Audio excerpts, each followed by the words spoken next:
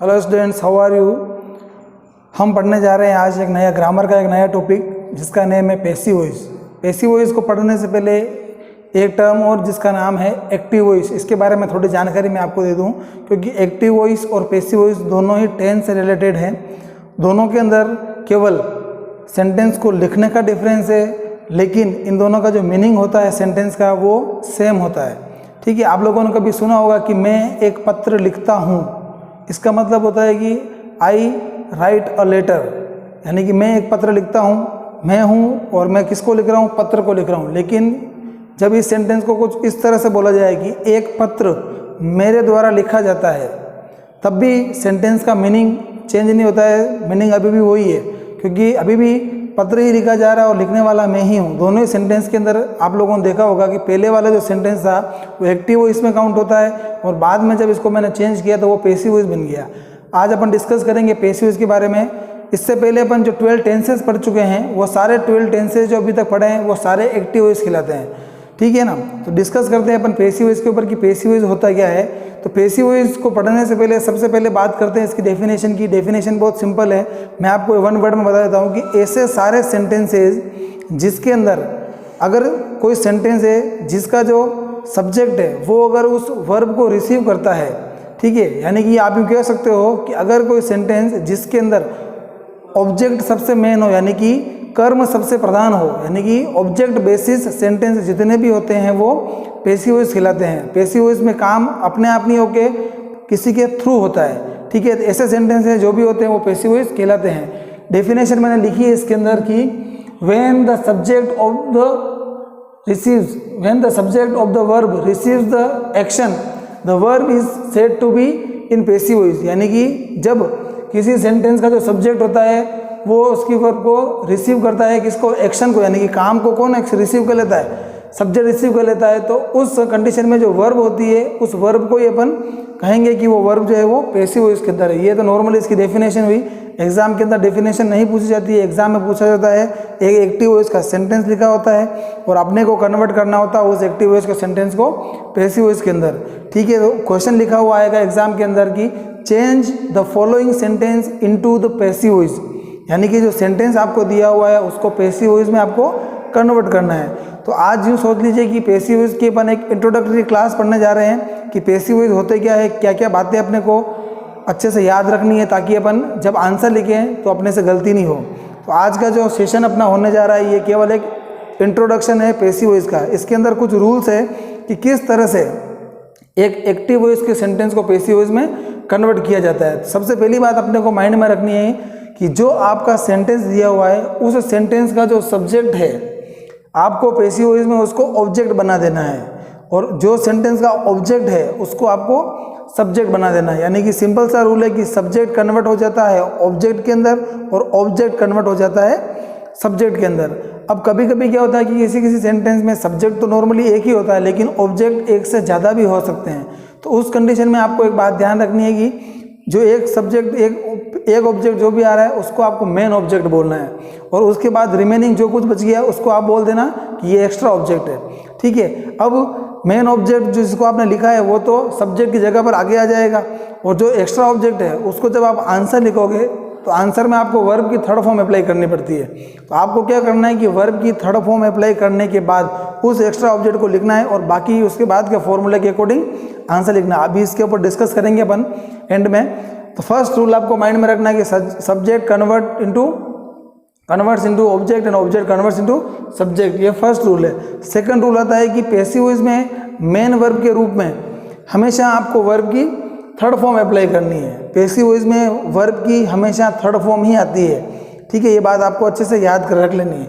Active voice यानी कि जो आपका क्वेश्चन है उसमें फर्स्ट फॉर्म भी आ सकती है, सेकंड भी आ सकती है, आईएनजी वाली फॉर्म भी आ सकती है, एससीएस वाली फॉर्म भी आ सकती है, लेकिन पैसिव वॉइस में हमेशा वर्ब की थर्ड फॉर्म ही आनी, यानी कि जो वर्ब है उसको कन्वर्ट कर देना है थर्ड फॉर्म के अंदर। ये आप क्या सेकंड पॉइंट आपको यहाँ लर्न करना है। थर्ड पॉइंट ये होता है कि प्रोनाउन भी चेंज हो जाते हैं। प्रोनाउन चेंज कैसे होते हैं, क्योंकि आप सब्जेक्ट को बना रहे हो ऑब्जेक्ट और ऑब्जेक्ट को बना रहे हो सब्जेक्ट, यानी कि जो सब्जेक्ट है वो ऑब्जेक्ट की जगह पर जाएगा और ऑब्जेक्ट जो है वो सब्जेक्ट की जगह पर आएगा। तो ऐसी कंडीशन में अगर आपका सब्जेक्ट या ऑब्जेक्ट कोई प्रोनाउन है अगर आपका सब्जेक्ट या ऑब्जेक्ट जिसको आपको एक्सचेंज करना है वो अगर कोई प्रोनाउन है तो कन्वर्ट हो जाता है। जैसे सपोज आपका सब्जेक्ट आई है, अब आई कहाँ जाएगा, सब्जेक्ट से ऑब्जेक्ट जाएगा, तब आपको आई को मी लिखना पड़ेगा। उसी तरह अगर मी है और मी को अगर आप सब्जेक्ट की जगह लेके आ रहे हो तो वो आई हो जाएगा। उसी तरह वी का अस हो जाता है और अस का वी होता है, यू का यू रहता है, ठीक है, याद रखना। ही का हिम हो जाता है और हिम का ही करना है। शी का हर का शी, इट का इट ही रहता है और दे का देम हो जाता है और देम का दे हो जाता है। ये सब्जेक्ट और ऑब्जेक्ट आपस में एक्सचेंज हो जाते हैं। अगर आपके सब्जेक्ट या ऑब्जेक्ट कोई प्रोनाउन है तब, अगर प्रोनाउन नहीं है तो जैसा है एज इट इज अपने को ऑब्जेक्ट भी वो का वो लिखना है और सब्जेक्ट भी वो का वो लिखना बिना किसी चेंज किए। तो ये आपका रूल नंबर 3 है, जो प्रोनाउन चेंज किस कंडीशन में होते हैं। अगला जो पॉइंट है 4th नंबर, वो थोड़ा इंपॉर्टेंट है। अब बात करते हैं अपन की पैसिव वॉइस के अंदर मेन वर्ब तो हमेशा थर्ड फॉर्म आती है, लेकिन हेल्पिंग वर्ब क्या आएगी उसको आपको इस टेबल को अच्छे से लर्न कर लेना है, ठीक है। क्योंकि एक्टिव वॉइस की हेल्पिंग वर्ब अलग होती है और पैसिव वॉइस की हेल्पिंग वर्ब अलग होती है। कैसे होती है, तो उसके लिए क्या करना है कि आपको पहले एक्टिव वॉइस की वर्ब को देखना है। एक्टिव वॉइस की वर्ब को देखने के बाद आपको पैसिव वॉइस में क्या वर्ब लिखनी है वो डिसाइड हो जाएगा। जैसे क्वेश्चन में, अगर आपके क्वेश्चन में वर्ब की फर्स्ट फॉर्म है या वर्ब की फर्स्ट फॉर्म के साथ में एस ई एस है या do does plus first form है, तो इस कंडीशन में आपको पैसिव वॉइस में इज, एम, आर और थर्ड फॉर्म अप्लाई करना है, ठीक बात। सेकंड नंबर पे अगर सेकंड फॉर्म या डिड प्लस फर्स्ट फॉर्म आवे क्वेश्चन में, तो आंसर में आपको was verb plus third form करना है। उसी तरह अगर क्वेश्चन में हैज़, हैव या हेड प्लस थर्ड फॉर्म मिले तो आपको आंसर में has, have, had plus been, यानी कि हैज़ बीन, हैव बीन और had been plus third form करना है, ठीक है। वॉज वर या इज, एम, आर आवे तो आपको इज बिंग, एम बिंग या आर बिंग या वॉज बिंग या वर बिंग करके थर्ड फॉर्म में अप्लाई करना है। और अगर कोई मॉडल आ जाए, model means can, could, may, might, must, would, should, बहुत सारे मॉडल्स हैं।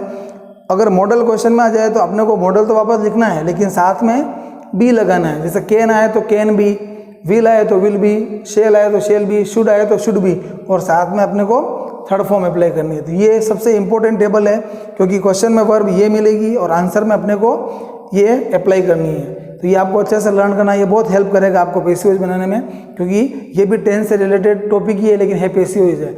अब एक छोटा सा नोट लिखा है मैंने कि कभी कभी क्या होता है कि कुछ सेंटेंस ऐसे आ जाते हैं जिनको आपको क्वेश्चन में बोल देता है कि इसको पैसिव वॉइस में कन्वर्ट करो, लेकिन किसी सिचुएशन की वजह से उसका पैसिव वॉइस पॉसिबल नहीं हो पाता है। तो उसके लिए मैंने एक नोट लिखा है कि अगर आपका जो सेंटेंस है वो टेंस नंबर 4, 8, 10 या 12 का है, यानी कि एक्टिव वॉइस, अगर आपका एक्टिव वॉइस का सेंटेंस टेंस नंबर 4, 8, 10 और 12 यानी कि present perfect continuous, past perfect continuous, future continuous और फ्यूचर परफेक्ट कंटिन्यूअस, इन 4 टेंस में से किसी का भी सेंटेंस लिखा हुआ है और आपको पैसिव वॉइस बनाने के लिए बोला गया है, तो आपको बोलना है कि पैसिव वॉइस नॉट पॉसिबल, इनका पैसिव वॉइस नहीं बनता है। रीज़न क्या है, तो रीज़न इसमें है बी और बीन, यानी कि जिस सेंटेंस के अंदर क्वेश्चन के अंदर ऑलरेडी बी या बीन आ जाता है उसका पैसिव वॉइस पॉसिबल नहीं होता है। और आप देख सकते हो कि टेंस नंबर 4 में क्या आता है, हैज़ बीन, हैव बीन आता है, 8 में हैड बीन आता है, 10 में विल बी और शेल बी आता है,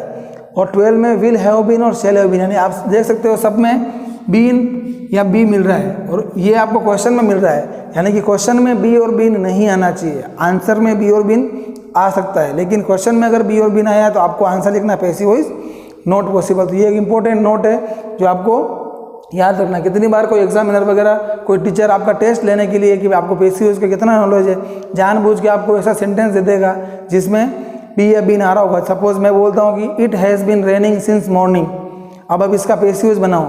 अब जिन्होंने रूल्स पढ़ रखे हैं तो रूल्स के अकॉर्डिंग सब्जेक्ट को ऑब्जेक्ट बनाएगा, ऑब्जेक्ट को सब्जेक्ट बनाएगा, थर्ड फॉर्म अप्लाई करेगा, सारे रूल्स लगा के वो लिखेगा और फाइनली आंसर जो होगा रॉन्ग होगा। लेकिन जिसने ये रूल पढ़ रखा है तो 1 सेकंड में वो हैंड्स अप करेगा और बोलेगा कि पैसिव वॉइस नॉट पॉसिबल, क्योंकि करेक्ट आंसर यही होने वाला है। होप करता हूँ कि आपको ये सारे रूल्स और ये नोट समझ में आया होगा।